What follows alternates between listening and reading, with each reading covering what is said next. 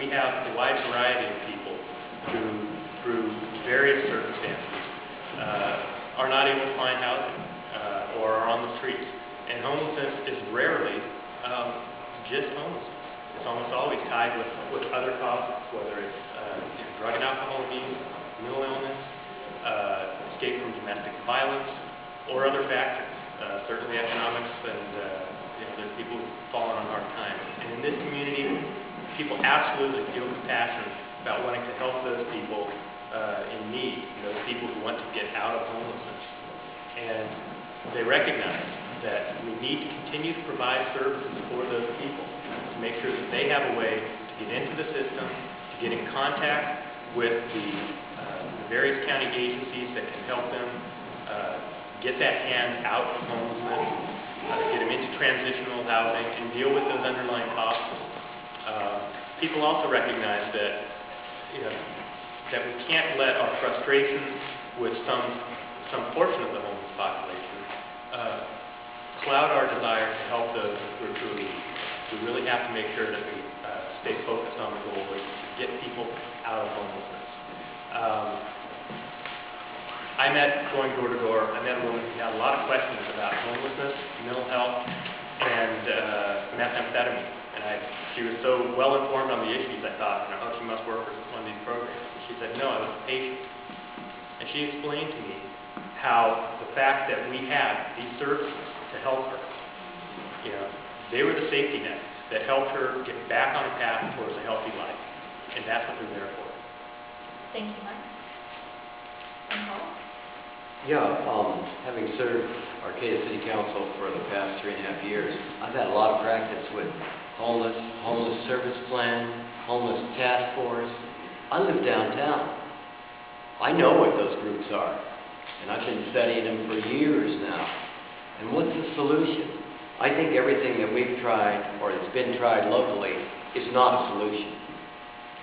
I think that we need to think about the actual size of the homeless population in this county. Nationwide, when you do studies, it's always 1%. If you look at the county of Humboldt, it's 1,000-something people.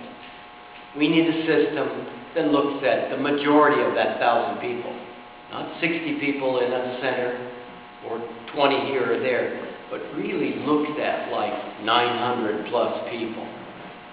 And surely we don't have the money to just build a giant building, but there are other ways.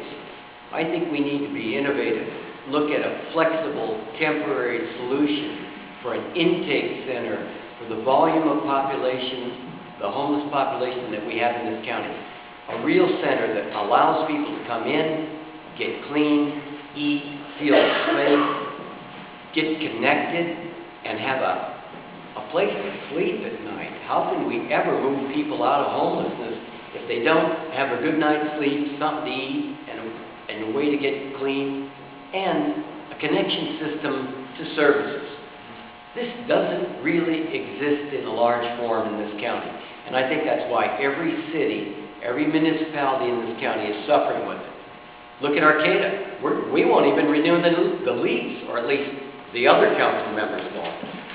So, for me, I think every community needs to handle it, and the county can sure help subsidize it with a large temporary place. Thank you, Paul. And Brian?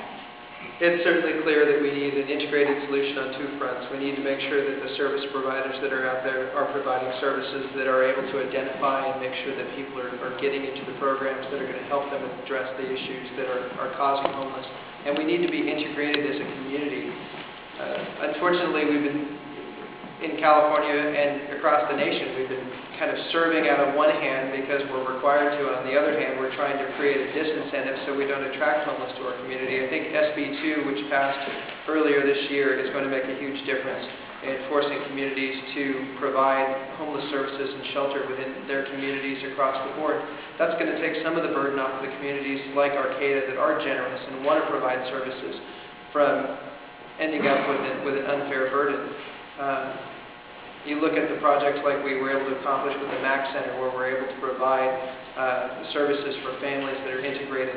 That's a great model. I look what John Shelter has done at the Endeavor, and I've seen an amazing change over the years I was involved with Main Street for what John has done. His compassion as a human being to really care for the needs of the individuals, but at the same time, the strength he has to make people know that this is what you need to do to be here, and to follow up and make sure. Unfortunately, people like John Shelter are rare, and to the extent we can replicate those types of services, the better off we'll be.